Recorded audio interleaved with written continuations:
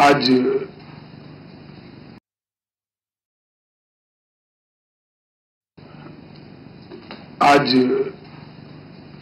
Encode की 7वीं बैठक के अंदर विज्ञान भवन की सभागार में मेरे साथ उपस्थित सभी अधिकारीगण और देश भर से ऑनलाइन जुड़े हुए ड्रग के खिलाफ जंग के मेरे साथीदार, आप सभी को एक सफल अभियान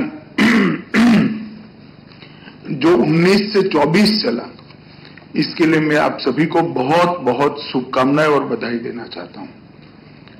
परंतु 19 से 24 की लड़ाई में हमने हमारे काम का 1/10 ही अचीव किया है। एक इंफ्रास्ट्रक्चर बना है, पूरी सरकार के हर विभाग में एक प्रकार से गंभीरता आई है और इसको एक अभियान के रूप में हम ले जाने में सफल हुए हैं। परंतु साच अर्थ में लड़ाई अब शुरू हो रही है और ये लड़ाई में जब तक 35 के नीचे का हर देश का नागरिक लड़ाई लड़ने का संकल्प करे और 35 की ऊपर का हर नागरिक लड़ाई का मार्गदर्शन करने का संकल्प जब तक न करे, इस लड़ाई को हम जीत नहीं सकते। मेरा साच अर्थ में मानना है कि सरकार लड़ाई को दिशा दे सकती है, सरकार और सरकारें मिलकर ये लड़ाई को नहीं जीत सकती। इसलिए हमारा अप्रोच ये लड़ाई को सरकार के बाहर 130 करोड़ की जनता के बीच में ले जाने का होना चाहिए और मैं मानता हूं कि यहां होल ऑफ गवर्नमेंट अप्रोच के तहत जितने भी विभाग यहां पर बैठे हैं, राज्य सरकारों के अधिकारी बैठे हैं, उन्होंने कहीं ना कहीं अपने अप्रोच के अंदर ये लक्ष्य को ऐड करना होगा, ऐसा मेरा मानना है। मित्रों, हम सभी जानते हैं कि हमारे अमृत काल की शुरुआत हो चुकी है। देश के प्रधानमंत्री नरेंद्र मोदी जी ने पूरे देश के हर नागरिक के सामने एक लक्ष्य रखा है कि जब आजादी की शताब्दी मनाई जाए तब हमारा भारत हर क्षेत्र में विश्व में प्रथम हो। इसके लिए एक बहुत बड़ा अमृत महोत्सव का अभियान चलाकर हमने 130 करोड़ लोगों को संकल्पित भी किया है। इसके लिए हर क्षेत्र के अंदर काम करने की जरूरत है। शिक्षा के क्षेत्र में भी काम करने की जरूरत है, आर्थिक क्षेत्र में भी काम करने की जरूरत है, समाज जीवन के पिछड़े हुए सभी वर्गों को आगे ले जाने का भी काम करने की जरूरत है, सीमाओं की सुरक्षा की भी जरूरत है और बाहरी सुरक्षा की भी जरूरत है। अंतरिक्ष में भी हमें बहुत आगे बढ़ना है। हमने नई नई टेक्नोलॉजी के बड़े हब और शिक्षा के केंद्र यहां बनाने हैं।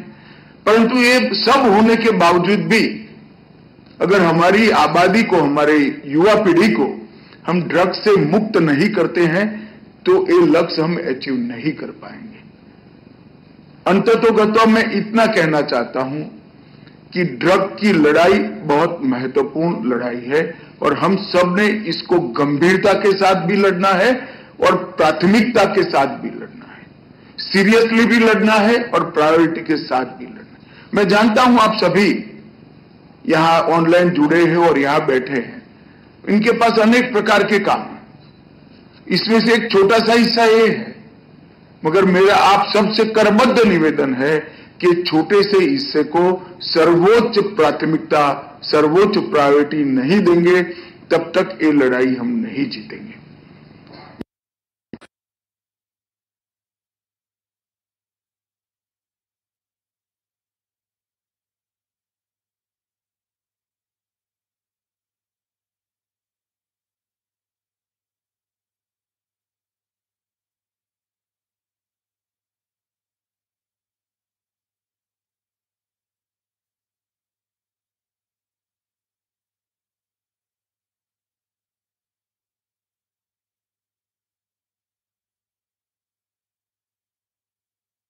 ये बहुत बड़ा चैलेंज है, बहुत बड़ा लक्ष्य है बहुत बड़ा संकल्प, नशा मुक्त भारत का प्रधानमंत्री जी का संकल्प, ये बहुत बड़ा संकल्प है, चैलेंज भी है और लक्ष्य भी है, मगर साथ में सबसे बड़ा मौका भी है। और मौका क्या है?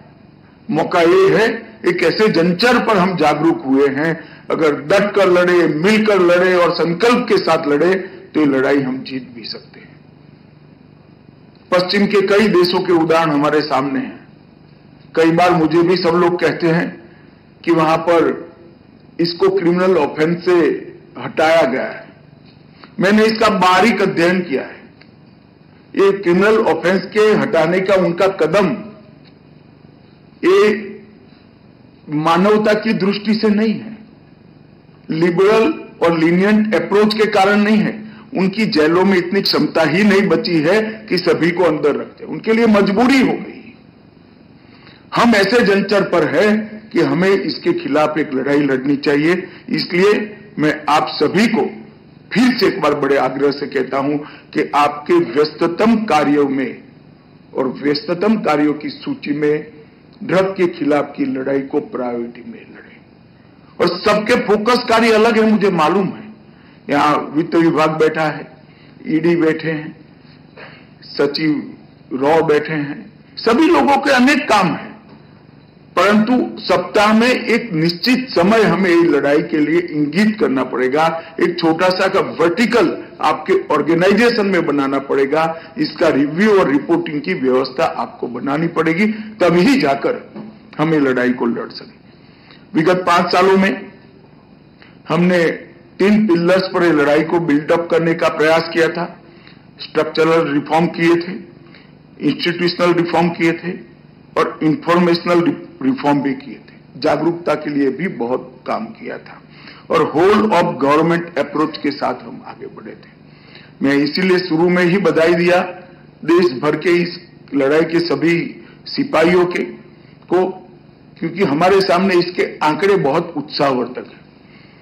जब्त ड्रग्स 2004 से 13 तक का जो ड्रग्स जब्त किया गया 1,52,000 किलो था और 2014 से 24 में एक समान कालखंड के अंदर 10 साल में 1,52,000 किलो के सामने 5,43,000 किलो ड्रग्स हमने जब्त किया है।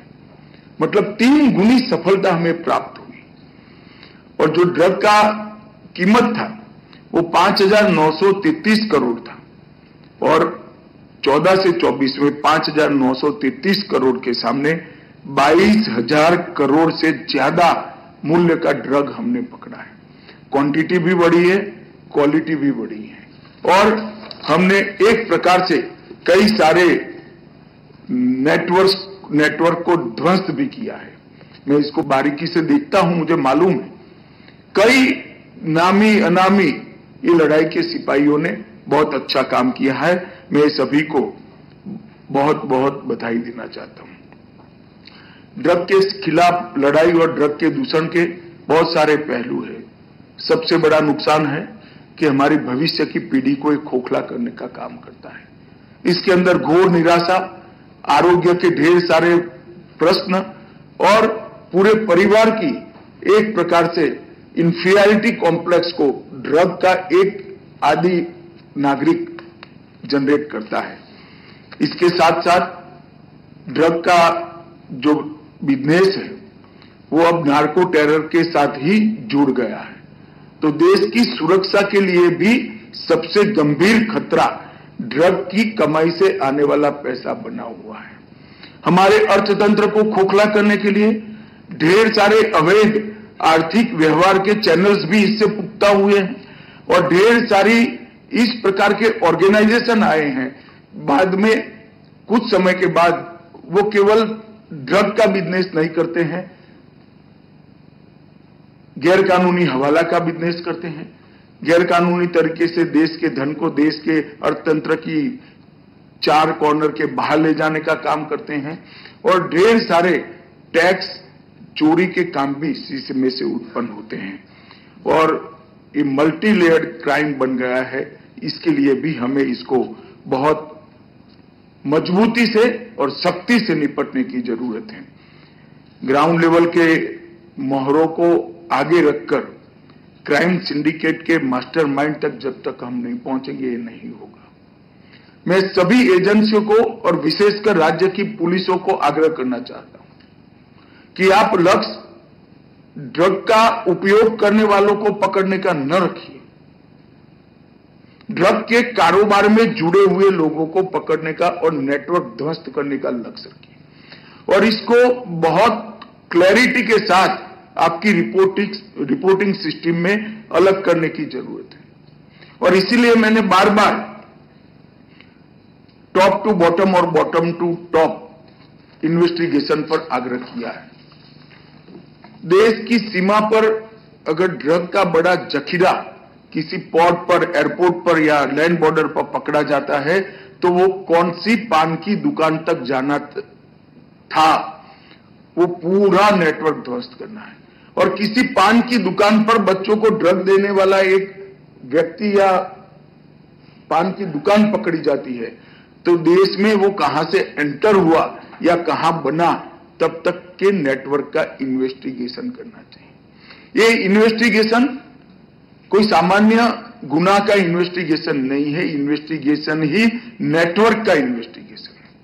हम छोटे छोटे लोगों को पकड़कर हमें आंकड़े को रिपोर्टिंग करने की आदत अगर डाल देंगे तो मैं नहीं मानता कि लड़ाई को हम सफलता के साथ लड़ पाएंगे। मैं गुजरात से आता हूं, गुजरात आता जाता रहता हूं, जो मिलने आते हैं वो कॉलोन करने आते हैं उनको भी पकड़ता हूं ड्रग के लिए। तो मैंने गुजरात ने कुछ केसेस बहुत अच्छे तरीके से इन्वेस्टिगेट किए। मानो एक फैक्ट्री पकड़ी है तो वहां से कहां तक जाना था ड्रग, वो पूरा नेटवर्क ध्वस्त किया है। और कोई खुदरा सामान पकड़ा है तो वहां से मणिपुर की बॉर्डर तक का इन्होंने इन्वेस्टिगेशन किया है। मेरा आग्रह है राज्यों के सभी डीजी और चीफ सेक्रेटरी से कि हर इन्वेस्टिगेशन को मॉनिटरिंग अथॉरिटी एक केस का इन्वेस्टिगेशन समझकर संतुष्ट न हो और ये इन्वेस्टिगेशन को कंप्लीट इन्वेस्टिगेशन बनाए, पूरे नेटवर्क को ध्वस्त करने का इन्वेस्टिगेशन बनाए। सिंथेटिक ड्रग की समस्या अब देश के बाहर की धरती से हमारी धरती पर आ गई है। अवैध लैब्स ढेर सारे पकड़े गए हैं। मैं चाहूंगा कि इन्वेस्टिगेशन और प्रतिरोध करने वाली सभी एजेंसियां एनसीबी से ये जो लैब पकड़े गए हैं इसकी डिटेल लें और अपने अपने राज्य में इस तरह की गतिविधियों को पकड़ने का काम करें। और एनसीबी ने जो अन्य देश और विभिन्न अंतर्राष्ट्रीय एजेंसियों के साथ हिस्सेदारी कर जो इंफॉर्मेशन प्राप्त किया है उसको भी आप लें। अभी प्रेजेंटेशन में बताया गया कि मैरीटाइम रूट्स पर ड्रग का ट्रैफिकिंग पकड़ा गया है, बड़े बड़े केस पकड़े गए हैं। मुझे एक बहुत सीनियर अधिकारी मिले थे, उन्होंने बहुत सामान्य तरीके से, मैं मतलब ऐसी कल्पना ही नहीं कर सकता, इस तरह से कहा कि साहब ये ड्रग तो मालदीव जाना था, ड्रग तो लंका जाना था। भारत ने जुनून पैदा करना चाहिए कि हम भारत में 1 ग्राम ड्रग आने भी नहीं देंगे और भारत से 1 ग्राम ड्रग दुनिया में जाने भी नहीं देंगे। ड्रग कहीं पर भी जाता है, भारत में उसको गंभीरता से लेना चाहिए और हमारा अप्रोच बहुत गंभीर होना चाहिए। हम इसको मुंह मोड़कर नहीं देख सकते जब तक पूरी दुनिया नहीं लड़ती है। हम दुनिया का हिस्सा है, हम नहीं बच सकते। जब तक ये लड़ाई सभी एजेंसियां और सभी राज्य मिलकर नहीं लड़ते, हम नहीं जीत सकते। हमने इस लड़ाई को साझा लड़ना चाहिए, साझे तरीके से लड़ना चाहिए। और हमारी दरियाई सीमा में तो कोई सवाल ही नहीं है, 0 टॉलरेंस होना चाहिए। हाईसीस में भी जहां हमारा भूमि लगता है वहां से हाईसीस में भी जाने वाले हर कंसाइनमेंट को पकड़ना चाहिए। एनकोड के क्रियान्वयन में मैंने 2014 दिसंबर से बहुत भार दिया है। आंकड़े बड़े उत्साहजनक है और मेरा शुरू से आग्रह था कि डिस्ट्रिक्ट लेवल की मीटिंगों पर जब तक काम नहीं करेंगे ये लड़ाई हम सफलता से नहीं लड़ पाएंगे। शीर्ष स्तरीय एनकोड समिति, कार्यकारी स्तरीय एनकोड समिति, राज्य स्तरीय और जिला स्तरीय सभी के आंकड़े बहुत संतोषजनक है। मेरा आप सभी से अपील है कि ये डिस्कशन का फोरम न बने, ये निर्णय का और रिव्यू का भी फोरम बने। जिला की कमेटी बैठते हैं, ऊपर से दबाव है मुख्य सचिव साहब का, इसलिए कलेक्टर साहब मीटिंग करेंगे, ऐसे नहीं चलेगा। जिले ने अपने लक्ष्य तय करने पड़ेंगे और अपने लक्ष्यों का रिव्यू करना कि मेरे यहां से कितने युवा रिहैब सेंटर पर हमने भेजे, मेरे यहां से आर्थिक अपराध के साथ ड्रग का कनाइवेंस कितना केस हमने ढूंढा, कितने केस हमने टॉप टू बॉटम और बॉटम टू टॉप इन्वेस्टिगेशन के लिए ऊपर की एजेंसी को दे दिए। मैं समझ सकता हूं आपके जिले के सीमाओं का आपके पास थोड़ा लिमिटेशन होगा, मगर राज्य को दीजिए, राज्य एनसीबी को दे सकता है, अन्य राज्य की ड्रग विरोधी संस्थानों का संपर्क कर सकता है, सेंट्रल एजेंसीज को दे सकता है। पीट एनडीपीएस का उपयोग हमारे डायरेक्टर साहब को बड़ा संतोष था, मगर मैं अभी भी आग्रह करना चाहूंगा ये 10% भी नहीं है। कठोर कानून क्यों बनाए जाते हैं? कठोर कानून एजेंसियों को गुनहगारों के सामने लड़ने के लिए बना है और इसके उपयोग में संकोच नहीं करना चाहिए। और इसकी एसओपी एनसीबी ने अपनी साइट्स पर रखी है।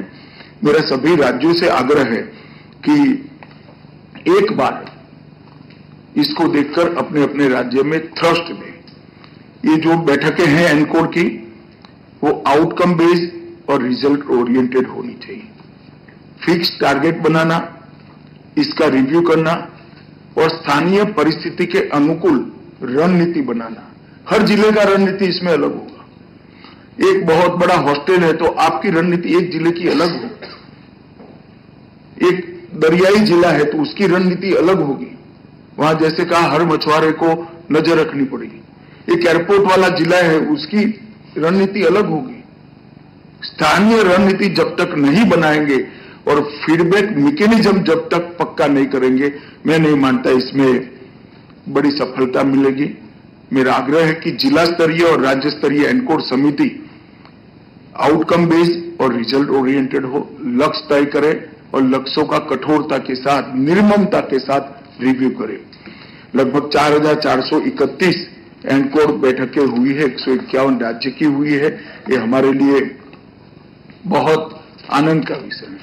मैं कई बार बोल चुका हूं, मगर रिपीटेशन करना चाहूंगा कि बहुत समय से, अंग्रेजों के समय से हमारी एजेंसियों का एक सूत्र था, नीड टू नो। जितना जरूरत है उतना ही जानकारी दिया जाए। अब हमने ड्यूटी टू शेयर की ओर जाना पड़ेगा। ये देश स्वतंत्र हो चुका है, हमने हमारी सिस्टम पर भरोसा होना चाहिए। और ड्यूटी टू शेयर का मैं समझ रहा हूं, ये कल्चर बदलते बदलते बड़ा समय लगता है, परंतु मैं मानता हूं कि मैं जब तक हूं मैं प्रयास करता रहूंगा। नीड टू नो से ड्यूटी टू शेयर का एक बड़ा परिवर्तन सभी एजेंसियों ने आगे बढ़ाना पड़ेगा। हमारा त्रिकोणीय प्लान ऑफ एक्शन हम लेकर चले, उसको बारीकी से नीचे तक समझा जाए, ऐसा मेरा आग्रह है। ड्रग की सप्लाई चेन के लिए हमारा रूथलेस अप्रोच होना चाहिए, डिमांड रिडक्शन के लिए स्ट्रेटेजिक अप्रोच होना चाहिए और हार्म रिडक्शन के लिए ह्यूमन अप्रोच होना चाहिए। ये तीनों काम अलग है और तीनों के लिए हमारा अप्रोच अलग होगा। जब तक ये नहीं करेंगे हम ये लड़ाई को सफलता के साथ नहीं लड़ पाएंगे। मानस पोर्टल का आज लोकार्पण हुआ है, इसके साथ सोशल जस्टिस और बाकी सारे एजेंसियों के पोर्टल को भी जोड़ा गया है। Centre of excellence for narcotics control, इसकी भी स्थापना हो चुकी है कैपेसिटी बिल्डिंग के लिए। और ड्रग के विरुद्ध जन आंदोलन के लिए स्पंदन भी, मिशन स्पंदन भी शुरू हुआ है। ये सारे इनिशिएटिव को राज्य और जिला की हर वो इकाई जो इनिशिएटिव को गति दे सकता है उस तक पहुंचाना पड़ेगा। एक संयुक्त समन्वय समिति यहां पर गठित हुए, मेरा आग्रह है कि राज्यों पर भी हो और फाइनेंशियल इन्वेस्टिगेशन के लिए भी राज्य स्तरीय बैठक में कठोर रिव्यू हो और वित्त विभाग की सेंट्रल एजेंसियों को सूचित किया जाए। और मेरा वित्त विभाग की सेंट्रल एजेंसियों को भी आग्रह है कि आपके पास भी अधिकार है ऑनलाइन पोर्टल से कुछ सूचनाएं प्राप्त कर आप सुओ मोटो भी केस ले सकते हैं। इसकी शुरुआत करनी चाहिए। नारकोटिक्स फॉरेंसिक पर राज्य अपने बजट का एक हिस्सा खर्चे, ये बहुत जरूरी है और बहुत कम समय में हम बहुत नजदीक है नारकोटिक्स के प्राथमिक टेस्ट के लिए एक बहुत सस्ती एक प्रकार से जिसको कह सकते किट भी स्वदेशी किट है हम दे पाएंगे, जिससे आपको केस रजिस्टर करने में कोई आपत्ति नहीं आएगी। और फिर करप्शन के कारण पकड़ा हुआ बड़ा जखीरा भी आटा बनाकर बदल दिए गए के ढेर सारे उदाहरण इस देश में मौजूद है। तो उस किट थोड़े ही समय में इंट्रोड्यूस कर दी जाएगी। नेशनल फॉरेंसिक साइंस यूनिवर्सिटी इस पर काम कर रही है और होते ही मेरा सभी राज्यों से आग्रह है कि हमने आगे बढ़ना चाहिए उसमें। सोशल जस्टिस डिपार्टमेंट ने नशा मुक्त भारत अभियान को बहुत व्यापक किया है। मैं हृदय से उनको बधाई देना चाहता हूं और सारे रिलीजियस ऑर्गेनाइजेशन, यूथ ऑर्गेनाइजेशन और रोटरी, जेसीस, एनसीसी, एनएसएस, इस प्रकार के जितने ऑर्गेनाइजेशन को हम इसमें जोड़ेंगे मुझे लगता है कि इससे हमारा फायदा बढ़ेगा। एनकोड पोर्टल और निदान प्लेटफॉर्म्स, आप स्वयं एक बार इसको लॉगिन करने वालों की संख्या देखना, आपको भी लगेगा कि इसको ज्यादा पॉपुलर करने की जरूरत है। सिर्फ आपकी एजेंसी में से कितने लोगों ने देखा है, इतने एक बार निकाल लो।